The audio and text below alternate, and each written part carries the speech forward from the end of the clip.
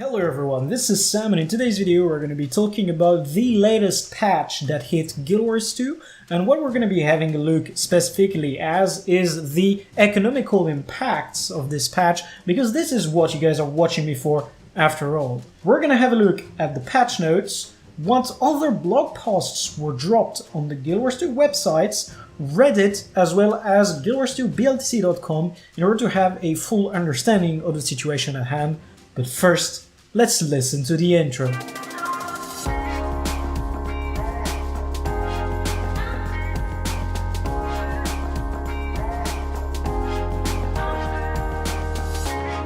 And now, first of all, we should be having a look at the new legendary trinket, Vision. As you can see right now, it has been added to the game and it is going to require materials from the Leaving Story Season 4. What's very important to notice is that these are, for some of them, tradable. So I'm thinking about the Rose Quartz, which still with price skyrocket. If you are looking into making this, you should also be having a look at the Sunlight Electrum ingots, as they might also be needed if it goes the same as Aurora did. Now, when it comes to the bug fixes, we're not exactly interested in too much of this, but the World Polish changes have something to do directly with the blog post that we're going to be talking later on. We have some fixes to the Path of Fire events, more specifically the meta events. They now begin at consistent time, and their rewards have been buffed, mostly the Elegy Mosaics, and you now have a choice to get some rewards equivalent to that you would get on Heart of Thorns meta events. On top of this, you can now purchase Funerary Incense with more options, and there is no daily purchase limit anymore if you buy them with Elegy Mosaics. Now that this has been covered, I would say that we can move on swiftly and surely to the part that actually interests us most. The change to the attribute selectable equipment. So this is what was teased about a week ago, and its impact on the economy is unsure as of now, but still, being able to use a lot of currency in order to acquire the best tier of gear in the game, bar of course the cosmetic-driven legendaries, means that we still are within an economy where materials don't have that much of a value. However, Arnanet did something in order to fix the situation, and this is what we have right here. A researcher has begun investigations into new Mystic Forge secrets. I'm going to be getting to that in just a minute. First, we're just going to talk about the Ectoplasmic Stone, which can replace the Mystic Forge Stone and gives you a chance to receive new rewards for the Mystic Forge. I personally believe that this has to do with some of the items that are teased on the Reddit data mining post from that shaman, but we're also going to have to wait a little bit before delving into this matter. Finally, we have a bit of some talk around the new promotions of the Black Lion Trading Company. I personally think that nothing in there is of major importance.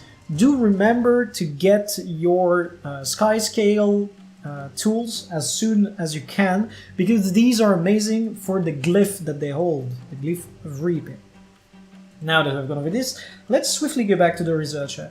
This is basically a new game-wide event, or at least map shard-wide, I'm not quite sure yet, but what it does is that you can talk to this specific NPC in-game. So we're gonna quickly swap to the game view, so I can share this with you. And in-game, the NPC is right next to the Mystic Forge. It is this hobo-looking character with a Tyrian icon over his head. This is basically the icon you have on World Exploration, and you can exchange materials with him. You have, as I said, a map-wide event going on, and I believe that it is actually server-wide. And we have already gone way over the limit for the Mithril ingots, and it hasn't changed yet, which leads us to believe that it might be a daily reset or a week-long reset. What's particularly important there is that it gives you an opportunity to trade some oversupplied, not exactly sure about that for Mithril, because we had the legendary before, but whatever, oversupplied materials for some Mystic Bags of Loot.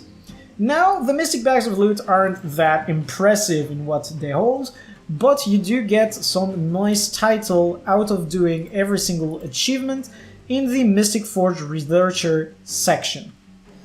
So, week-long bonus events are back. We had the Warboss event previously, and now we're gonna have the Meta Event Rush. Basically what it does is that it takes the Heart of Thorns and Path of Fire meta events and gives you an opportunity to complete these for increased rewards. As it has been explained here, you get some community gold tiers on these events, so the tier 4 being the most interesting in my opinion, because we get bonus boxes of good in it. Anyways, when it comes to the eligible meta events, I mentioned Heart of Magyuma in the Crystal Desert, but we also have Silver Wastes, we also have the Fire Shaman from Ascalon, and we have all the temple events from Or. I personally think that this is a good way to give a new life back to Or and as well to Ascalon, and it is also a good way to reward people for doing the HT and Path of Fire meta event over and over again. It actually synchronizes very well with the fact that they finally reworked and gave better rewards to the Path of Fire meta events, and I do commend Iron and Net for finally making a good decision for the deserted maps of the last expansion. Now, the last point that I will talk about when it comes to the Guild Wars 2 vlog will be the 2 news that we got from this post about the attributes changing. I said earlier that it was something that was quite interesting, and it actually was because of that specific blog post. We have 2 lines that are interesting for us. This one being the first: make sure to check your equipment and reselect attributes. The key of Adshim raid is coming this June, and you don't want to face Kadim unprepared. The new raid wing has been teased. It's coming. June. It's pretty wide. There's like 30 days in June. Still, it's coming. And Legendary Trinket Vision, that's also pretty damn good. That's what we were talking about at the start of the video. You can craft the new Legendary Trinkets. The collection is still being discovered by the players, but the community-driven initiative should tell us soon how to get it done. Now, heading on to Reddit, we have a post from That Shaman, the classic one with the data mining, and we have quite a bit of skins in here that I guess can be obtained from either the bag from the Mystic Dude, but I'm not quite sure that's the case. I would actually go for the new Mystic Forge recipe that used that ectoplasmic stone.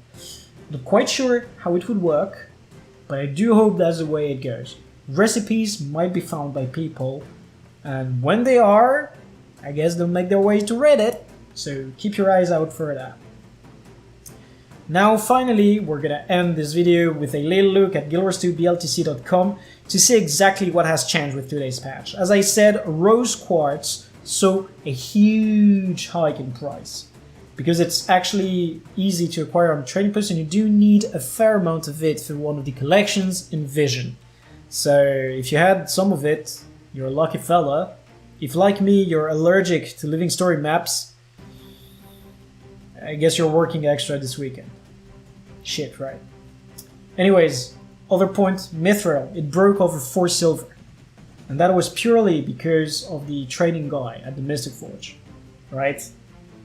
So keep an eye out for the next materials. We also have the Bazaar of the Four Winds possibly coming up soon. I have a video ready for that. But you know what that means. Might be time to stock up on items. If you got alt accounts, send 500 gold to the alt account. Buy the cheap materials on the alt account. Let them be on the TP pickup tab. Don't clog the TP on your main account. That's the advice I'll finish this video with. Now, before it's all over, I wish to thank every single one of my supporters.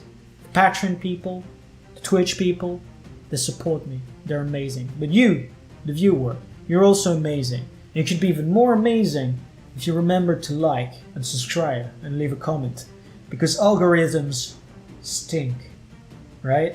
So yeah, that's all I would ask of you, if you would please help me out. And now, I wish every single one of you some happy trading and to get rich.